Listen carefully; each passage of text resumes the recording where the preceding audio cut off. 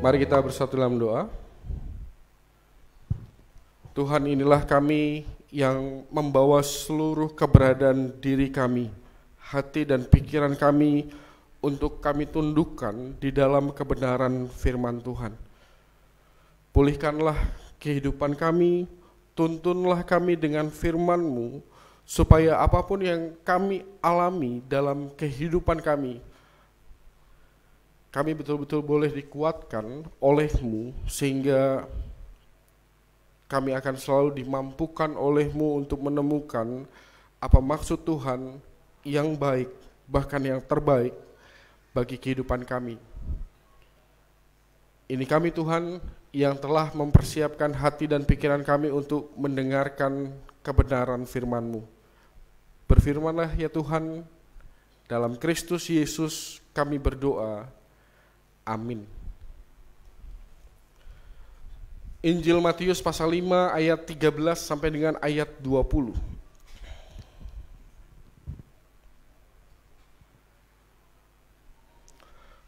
Kamu adalah garam dunia.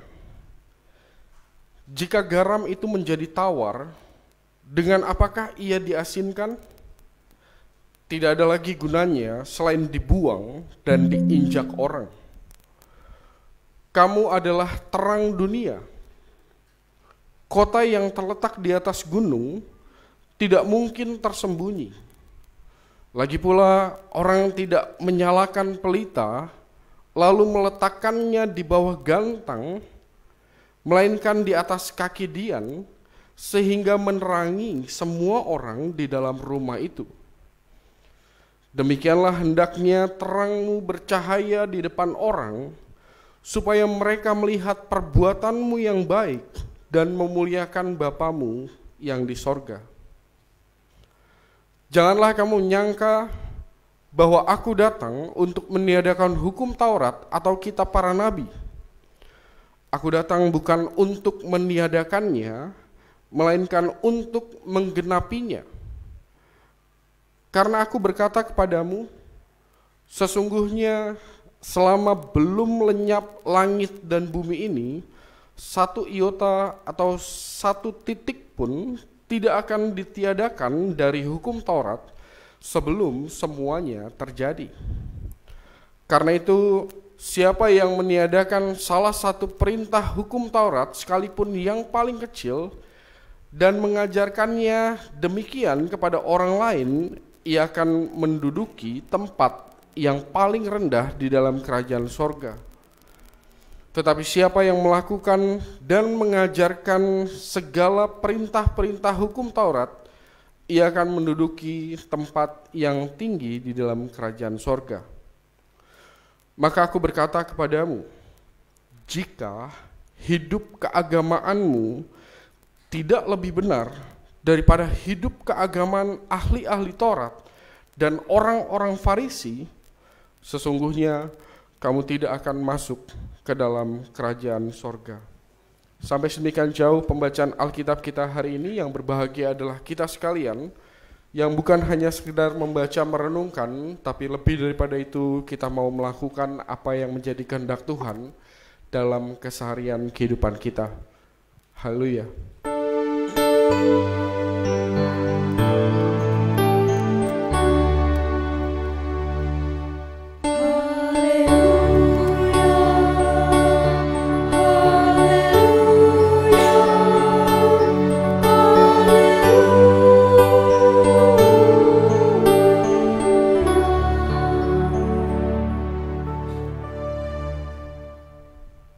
Shalom Bapak Ibu semuanya. Membaca ayat Alkitab kita hari ini yang terbagi dalam 2 perikop. Kalau cuma 1 perikop mah mungkin kita sudah sering membahasnya ya. Tapi ini menjadi menarik karena 2 perikop ya enggak full 2 perikop ya. Perikop yang kedua itu hanya bagian yang paling pertama. Karena menggabungkan ayat berapa tadi? 13 sampai dengan ayat 20, saya hanya mengira saja nih ya. Saya tahu ayat mana yang mungkin membuat Bapak dan Ibu bertanya-tanya. Saya hanya mengira dan perkiraan saya bisa salah. Ayat yang mana yang membuat Bapak dan Ibu bertanya-tanya? Saya mengira ayat itu adalah ayat 20. Coba dilihat lagi deh ayat 20. Dan ayat 20 juga menjadi nas pembimbing kita hari ini ya. Saya ulangi ya. Jika hidup keagamaanmu tidak lebih benar daripada hidup keagamaan ahli-ahli Taurat dan orang-orang Farisi. Nah itu dia. Kenapa Yesus justru menjadikan dua kelompok orang? Ahli-ahli Taurat kan ini kelompok orang. Dan orang-orang Farisi yang dalam bagian ayat-ayat Alkitab yang lain, Bapak dan Ibu, kita semua tahu bahwa ahli-ahli Taurat, orang-orang Farisi, siapa lagi? Satu lagi? Ahli-ahli Taurat, orang-orang Farisi, Saduki. Orang Saduki seringkali dijadikan sebagai, bukan dijadikan, tapi seringkali tampil sebagai tokoh-tokoh antagonis. Bener gak? Ibaratnya begini nih, kalau misalnya kita bayangkan kita ada di dekat Yesus ketika Yesus ngomong tentang kamulah garam dunia, kamulah terang dunia. Kita manggut-manggut nih. Ya kan ya, pasti ya. Nggak ada yang protes, nggak ada yang protes pasti. Lalu kemudian masuk ke ayat 17, oke Tuhan, 18, oke Tuhan, 19, oke Tuhan, 20, kalau hidup keagamaan tidak lebih bagus dibandingkan ahli Taurat, orang-orang Saduki, saya hanya mengira bahwa kita langsung ngomong, lah kok Tuhan malah menjadikan orang-orang yang seringkali hadir, ketemu sebagai orang-orang yang tahu lah ya, antagonis. Kok malah dijadikan sebagai gambar yang ideal? Betul kan ya? Masih ingat cerita tentang bagaimana Yesus bercerita tentang ada orang Farisi datang ke bait Allah bersamaan dengan pemungut cukai, lalu orang Farisinya ngomong apa? Tuhan, aku bersyukur, aku bukan ini, bukan itu, bukan ini, ya kan ya? Dan kemudian kita pikir, sombong amat nih orang gitu kan ya? Masih ingat orang-orang Farisi dan kemudian orang-orang ahli Taurat selalu memandang sangat-sangat buruk sekali orang-orang yang berdosa, dan mereka komen gitu ya, kenapa Yesus makan sama orang berdosa? Kenapa Yesus datang ke rumah orang berdosa? Ya kan? Dalam bayangan saya kira Bapak dan Ibu pasti selintas akan kepikiran ke sana sewaktu membaca bagian ayat yang kita baca seluruhnya tadi, dan terutama ayat 20. Kenapa Yesus justru menjadikan dua kelompok yang sering tampil sebagai tokoh-tokoh yang antagonis, yang kita nggak suka dengan sikap mereka. Tapi ternyata hari ini, saat ini, dalam perikop yang kita baca, justru Yesus bilang, kalau nggak seperti mereka, kamu nggak bakalan masuk kerajaan sorga. Saya hanya mau mengingatkan sejenak bahwa orang Israel, terutama pemimpin agamanya orang Israel di zamannya Tuhan Yesus, jangan pernah dibandingkan dengan tokoh-tokoh keagamaan Israel di masa Perjanjian Lama. Kalau kita membaca kitab para nabi di Perjanjian Lama, seringkali kita ketemu dengan nabi-nabi palsu gitu kan ya. Atau pemimpin-pemimpin Israel yang diomel sama Tuhan, karena apa? Karena mereka menyembah berhala. Bacalah Perjanjian Lama, kitab para nabi, Tuhan ngomel ke bangsa Israel, kenapa? Karena biasanya pemimpin bangsanya, baik rajanya maupun nabinya, ada yang nyeleweng menyembah berhala. Itu Perjanjian Lama.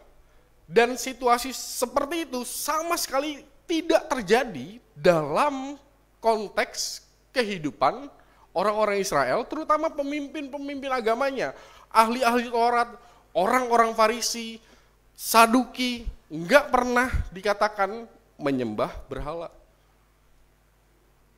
Jadi benar-benar sama sekali berbeda.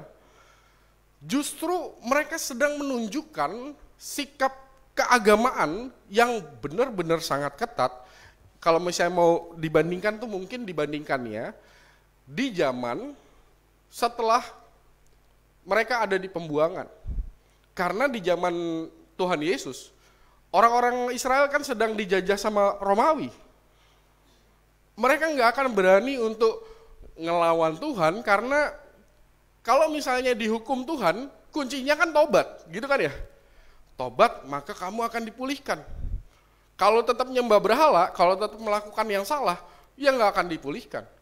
Makanya orang-orang Israel pada waktu itu, terutama pemimpin keagamaannya, akan sangat-sangat hidup taat, beribadah. Yang tadi orang Farisi datang ke rumah ibadah, lalu kemudian saya bersyukur nggak seperti orang pemungut cukai. Ya karena kalau misalnya pemungut cukai itu dimarahin sama Tuhan juga sebenarnya. Karena berbuat salah kan ya. Dan kalau nggak tobat, ya orang Israel juga nggak akan dipulihkan. Begitu. Jadi, sewaktu kita membaca ayat 20 ini, Yesus pasti menunjuk pada semangat yang luar biasa, ahli-ahli Taurat, orang-orang Farisi, dalam menyatakan semangat mereka itu melakukan firman Tuhan dalam kehidupan keagamaan mereka. Semangatnya luar biasa. Sangat jelas semangatnya luar biasa. Saking luar biasanya tuh bahkan ya itu tadi Yesus saja hanya datang ngomong sama orang berdosa saja mereka langsung komen, kok datang ke rumah orang berdosa, kok ngomong sama orang berdosa. Itu saking takutnya mereka untuk hidup melanggar perintah Tuhan. Dapat yang saya maksud? Oke. Cuma persoalannya hanya satu ini. Dalam perikop kita, nah saya mau membandingkannya dengan apa yang Yesus katakan tentang terang dunia. Dalam perikop yang kita baca hari ini di ayat 15, Yesus berbicara tentang dua keadaan kan ya, dua. Ada pelita, yang satu ditaruh di bawah gantang. Kalau mau membayangkannya itu mudah. Lilin, ini lilin ya. Gantang itu kayak gimana sih? Gantang tuh kayak apa sih yang tutup nasi itu yang kayak di meja makan ya? Atau supaya gampang, ember ditutup gitu. Nah itu, di bawah gantang. Bersinar, tetapi terbatas dan tidak sampai menyinari segala sesuatunya. Begitu kan ya? Atau mau mudah, lilin, taruh di bawah meja makan. Meja makannya sampai yang ininya sampai ke bawah ya. Terangnya kan hanya di situ-situ aja, nggak menyinari seluruh ruangan. Lalu kemudian satu keadaan lagi adalah terang pelita yang ditaruh di atas kaki dian. Kaki dian tuh kayak gimana? Kaki dian tuh yang kayak kita punya tuh yang lilin, yang kayak gini terus ada ini loh, 7 gitu. Lalu kita taruh 7 lilin. Kita punya ya, cuma nggak dikeluarin aja. Itu kaki dian. Ya intinya mah lilin ya, ditaruh tempat yang bisa menerangi semua ruangan. Nah persoalannya orang-orang Farisi dan ahli-ahli Taurat adalah mereka itu persis seperti apa yang dikatakan Yesus, seperti pelita yang ditaruh di bawah gantang. Mereka punya semangat yang luar biasa, tapi yang mereka lakukan adalah mereka bersinar. Sinarnya itu mereka tutupi, sehingga orang-orang yang gelap, yang mereka katakan ini orang berdosa, weh kamu berdosa gitu ya. Ya tidak mengubah keadaan mereka. Karena apa? Karena mereka menutup diri mereka sendiri, sehingga terangnya itu tidak mengubahkan kehidupan orang lain. Mereka punya semangat yang luar biasa, tapi mereka seperti pelita yang ada di bawah gantang itu. Nah itu persoalannya. Yesus memuji semangatnya, tapi kita tahu juga bahwa yang terjadi dalam kehidupan orang-orang Farisi kebanyakan pada zaman Yesus adalah seperti pelita yang ada di bawah gantang. Dipuji semangatnya, semangat beribadahnya luar biasa, tapi ibadahnya tidak berdampak bagi kehidupan orang yang lain. Kalau dalam bahasa tema sinodal kita beribadah, apa bahasanya? Beribadah menghidupi firman Tuhan. Mereka beribadah semangat luar biasa. Menghidupi firman Tuhan luar biasa. Tetapi sama sekali tidak berdampak. Tidak memberkati kehidupan orang-orang yang lainnya. Dapat yang saya maksud? Itu persoalannya. Semangat ibadah oke. Nyanyi oke. Pokoknya segala sesuatunya oke ya dalam hal ibadah. Tapi ibadahnya tidak menerangi kehidupan orang lain, malah cenderung pada akhirnya membuat orang yang gelap makin gelap dan makin jauh dari Tuhan. Itu persoalan mereka. Pelita di bawah gantang. Yang terakhir yang saya mau ajak untuk kita renungkan adalah ayat 20 ini. Saya juga merenungkan bukan hanya tentang orang yang digambarkan sebagai pelita yang ada di bawah gantang, tapi seruan bagi orang-orang yang dia sudah jadi pelita nih di atas kaki Dian. Berarti kan dia punya kerinduan untuk menerangi kehidupan orang lain, kan gitu ya. Jadi dua situasi kan. Yang satu punya semangat luar biasa, tapi menutup terang itu sehingga tidak menerangi gelap. Yang satunya lagi menjadi pelita yang sudah benar nih, ditaruh di tempat yang bisa menerangi semuanya. Semua orang bisa menerangi. Tapi persoalannya adalah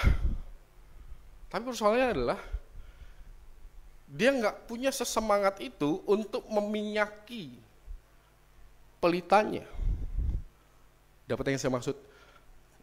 Orang Yahudi, orang Farisi, orang Saduki punya semangat luar biasa, diminyakin terus. Nggak bakal mati semangatnya, orang diminyakin terus.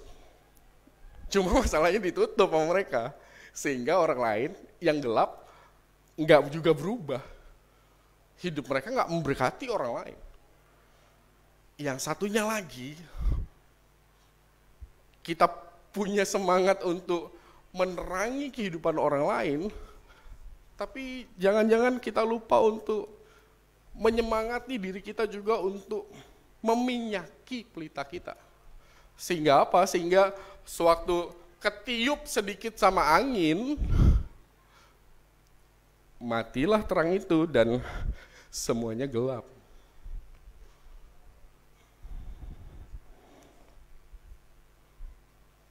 Jadi ayat 20 benar-benar berbicara tentang bukan hanya orang yang punya semangat. Jadi kayak menjadi orang Kristen yang setengah-setengah gitu. Semangat oke, tapi hidupnya tidak memberkati. Setengah benar, setengahnya lagi kurang. Tapi di satu sisi yang lain, setengahnya lagi punya semangat untuk menerangi, tapi untuk meminyaki minyaknya kurang. Jadi setengah-setengah. Hari ini saya hanya mau mengajak kita untuk semoga kita nggak jadi setengah-setengah. Jadilah yang kekristenan yang penuh. Kita punya semangat untuk meminyaki pelita kita, supaya kalau misalnya ditoel sama omongan tetangga yang nyakitin, bapak dan ibu nggak akan mati minyaknya, nggak akan mati terangnya, tetap hidup, tetap menyala. Atau ditoel sama pergumulan yang berat sekalipun, terangnya tetap nyala, dan kita tidak menaruh terang itu di bawah gantang sehingga hanya membuat kitanya saja yang jadi terang gitu, tapi juga menerangi kehidupan orang lain. Jadi penuh gitu. Bukan hanya semangat untuk beribadahnya, tapi juga semangat untuk menerangi, menjadikan diri kita ini sebagai berkat bagi orang-orang yang ada di sekitar kita. Semoga kita benar-benar menjadi seseorang Kristen yang berusaha untuk kita ini hidupnya menjadi seorang Kristen yang penuh. Kita punya semangat yang cukup untuk beribadah pada Tuhan, datang pada Tuhan, meminyaki pelita kita, dan kita juga tidak menaruh terang dari minyak pelita kita itu di bawah gantang, tapi kita taruh di kaki Dian, dan itu memberkati kehidupan orang. Tuhan menolong Bapak dan Ibu, Tuhan menolong saya. Amin.